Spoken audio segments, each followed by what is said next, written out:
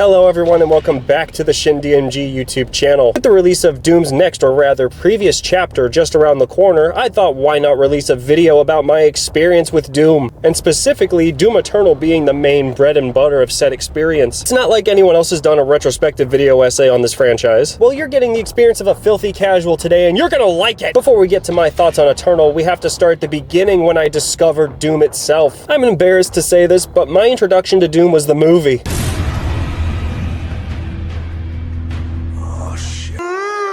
If memory serves me correctly, it was yet another origin that was dawned by the fallen empire of Blockbuster, which was also the birthplace of another obsession of mine, and you can watch me talk about that here, link will be in the description. I was probably like 12 when I first saw it, and yeah, I didn't hate it and didn't love it either. This was the era where any video game adaptation was just action horror slop. I'm looking at you, Resident Evil. I knew the movie was based off of a video game, and while it piqued my brother's interest in the franchise as a whole more than mine, I still enjoyed my time with the movie. He went and played Doom 3 and dove into the original games. I tried them but was like, meh, I'm gonna go play Battle for Bikini Bottom instead. Years went by and Doom 2016 arrived on our doorstep, breathing new life into the franchise. My brother was extremely excited for it. And this is when I picked up a controller and officially dove right in. While he was off to college during the day trying to make something of his life, I was a complete slob, mooched off his Xbox and played Doom, and I was hooked. The soundtrack kicked ass. The gameplay super ultra satisfyingly violent. It still had some of that generic survival horror DNA in it, which was overdone at the time in my opinion, but I loved my time with the game. I beat it for my first playthrough on Hurt Me Plenty, played some of the custom community made map creations because it reminded me of Forge and Halo, and then I moved on. It didn't stick with me as much as it did for some people though. A quick side note, in preparation for this video I am replaying it and I am enjoying myself so far. Fast forward to 2020, I just got done being sick for about an entire month and working that entire time under threat of termination if I called out sick. Sorry for the trauma dump. Just as I was recovering, I saw the trailers, I saw the Animal Crossing memes, and I was so on board. The gameplay looked faster, more refined, and ditched the survival horror aspects for a more arcadey feel, but still obviously being Doom. It really seemed like they were cooking. I went into GameStop on release day, and if I remember correctly, they were still open at the time, they just had reduced hours. And it was only days before they closed for the foreseeable future because what I was sick with, I didn't know, was COVID-19! The pandemic began, and I had a new companion by my side. No, it was not a female, you idiot. It was Doom Eternal! The time I sunk into the game was insane. It was instantly a game where I wanted to 100% the campaign. A fun little collect-a-thon along your brutal journey to add a little extra fun and camp to it all. Let's talk about the levels. My personal highlights at least. And this game, unlike its 2016 counterpart, has some iconic, bold levels, each of them being completely unique. Yes, we have our Mars and Hell levels, but even those stand out.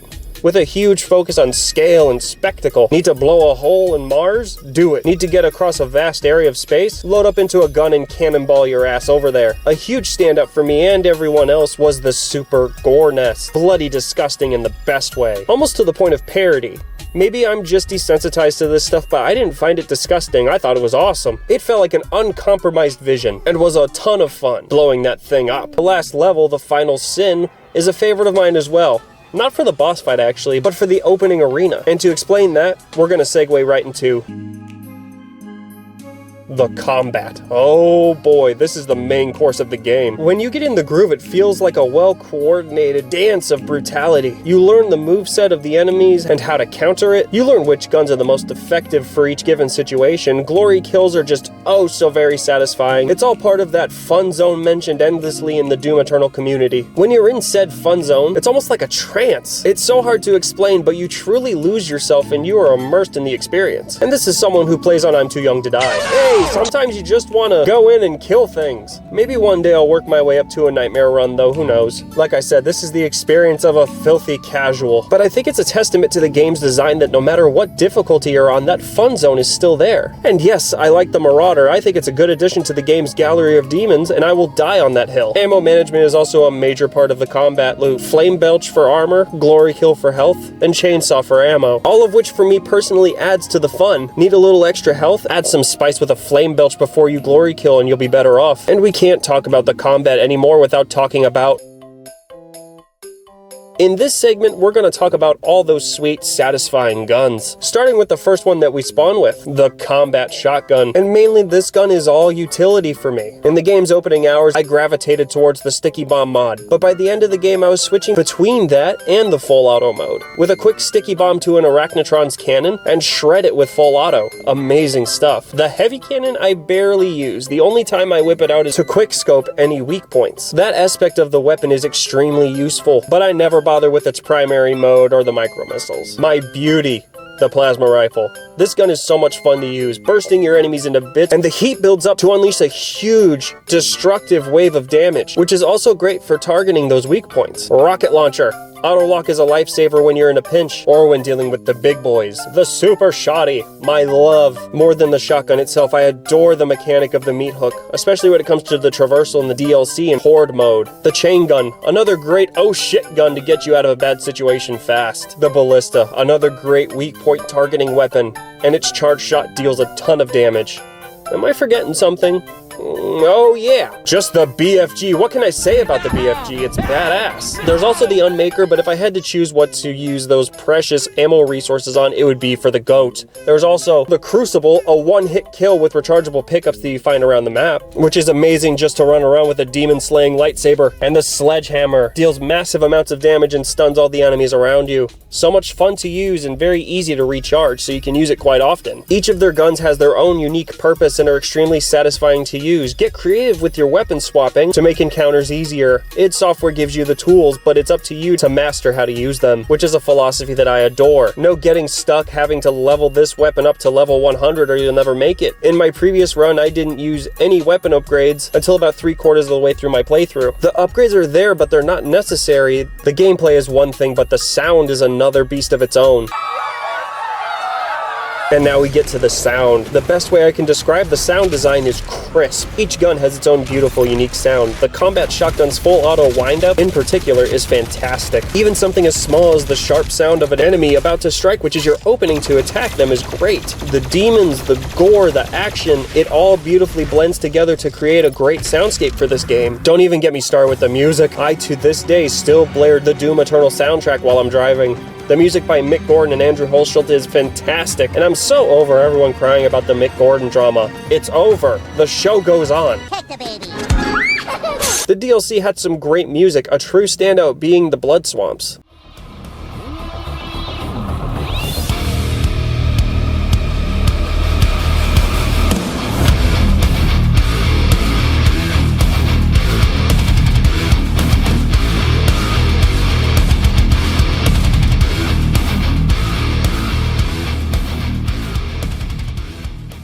That being said, the 2016 theme, The Only Thing They Fear Is You, Cultist Base, they're all fantastic tracks and I will always appreciate them for what they are, and blast them at 3 in the morning.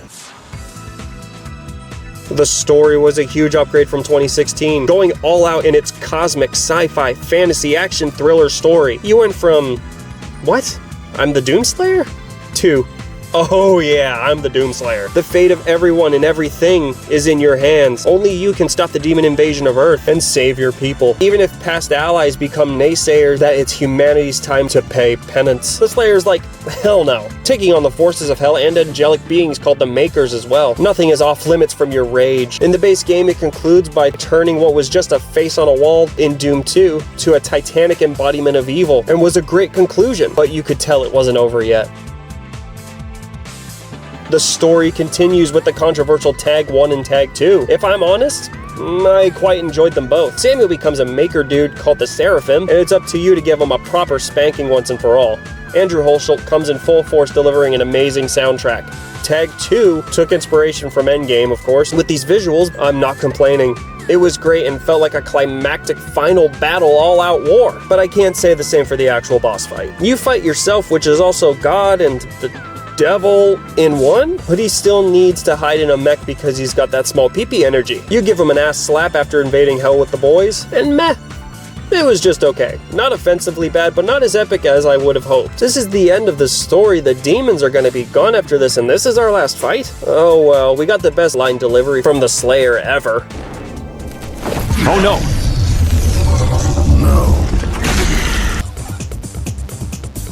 Battle Mode is Doom Eternal's multiplayer element, and during its launch I played quite a bit of it. I honestly prefer something fresh and original like this as compared to your stereotypical deathmatch type. It's one Slayer versus two demons and it's chaotic fun. Horde Mode is more of what you already love if combat is your bread and butter. It's all fun zone mayhem. There's these traversal segments which I love. You get some more of that meat hook action. Coin collecting and challenges break up the pace of combat. I've played through it twice in the past week and I could go again. It's so much fun. The master levels are more or less what I said about the previous mode. It's more of what you love. The developers troll you with the ludicrous amount of demons to kill when you think, well, I know what's coming. But playing through it the first time, don't get cocky because you have no idea what they're gonna throw at you. And it's up to you and your mastery of the tools they've given you to get out alive. What is this place? What is it that you do here? Merchandising. Yes, I've consumed the spicy demonade. I pay for dinners with my Doom keycard. I have my own Mini Slayer, which might be my favorite figure of all time, featuring high-quality plastic, paint, ratchet joints, the works. Oh, I love it. If you know my channel, you know ratchet joints are my equivalent of a fine wine. My experience with Doom Eternal is truly special. It's my #1 pick of the last console generation, with the likes of Death Stranding and Ghost of Tsushima making up my top 3. Its timing could not have been more perfect. With the fate of the world at the time being so uncertain, it was a great time to sink your time into something and give in to that inner instinct we all have. To turn to that escapism to help deal with hard times. With Doom the Dark Ages just around the corner, I have nothing but positive vibes going in. For the most part, besides a few standouts like Sonic X Shadow Generations and Yakuza Like a Dragon Pirates in Hawaii, I've tuned out completely from modern gaming, completely foregoing this past console generation. This has me more excited to play a new game than I've been in a long time. I have a PC that I think can handle the Dark Ages, so I'm here and I'm ready to pick up where I left off, to continue to rip and tear until it is done. Stay tuned for a Doom the Dark Ages video essay when I finish my first run-through of the game. If you're new here, I review a lot of toys and go over a slew of general man-child topics. So if that's your thing, be sure to leave a like and subscribe, and I will see you next time.